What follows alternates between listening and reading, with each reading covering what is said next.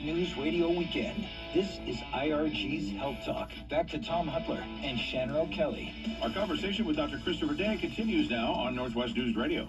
Dr. Day, again, thank you for joining us, Health Talk. Thank you for your background story. I find it fascinating. Let's talk about your practice.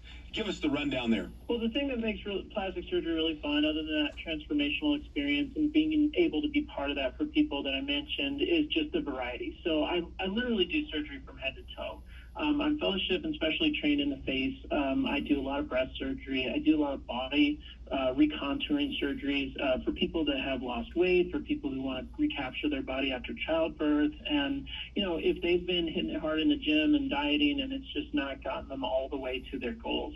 I like to tell people I can virtually do any change that someone wants to do to their breast. The face is my area of subspecialization in my fellowship training, so I'm very comfortable around eyelid lift, facelift, neck procedures. And so that's probably what your listeners are most interested in, is kind of those things that they can electively reach out to us for. The other stuff, reconstruction, that is going to come our way through emergency departments and through hospital calls and things like that, that's going to find us no matter what, and I really enjoy it. And if it's as little as the complex laceration of a lip after somebody fell off their bike that I did last week, and now you can't even see where it was, and I'm really happy about that, he's happy, then I love doing that work too. But for the elective practice that your listeners are probably interested in, we do it all. And are you doing all these procedures predominantly outpatient? Is this done in a surgery center, your home the same day? Right, in almost all cases. Now, again, when I was in academic hospitals, even when I was based primarily in an inpatient facility, I would send most patients home. Probably 3/4 of patients that would come in for day of surgery procedures would go home.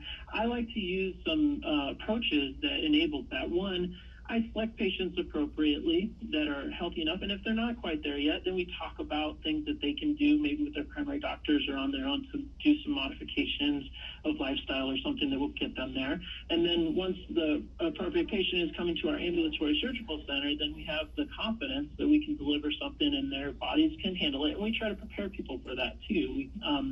I use multimodal pain medication, and I use a lot of block agents during surgery, so I'm trying to decrease pain. I'm trying to really shepherd people through their experience. I think that's very much the job and responsibility of the plastic surgeon and all the great people that I work with. We have consultants that, by the way, are very good at giving insights, and nurses that are very good at giving insights into the experience for people to expect, so that helps them prepare. I think if we do a good job of that, then almost all of our patients are recovering in the comfort of their own homes. And I don't know about you, but I've been in hospitals, and my couch is much more comfortable. The food is much better, so. Yeah. Well, Dr. Day, listen, wow, what a journey. Your background is fascinating, and more importantly, your compassion and passion. But I want to have you come back maybe down the road. We can get a little bit deep in the weeds and talk about some very specific procedures and outcomes. Thank you so much for your time. Yeah, I love that. Thank you so much for having me. This was a wonderful experience. Interesting to learn more from Christopher Day, Dr. Christopher Day. News Radio Weekend. This is IRG.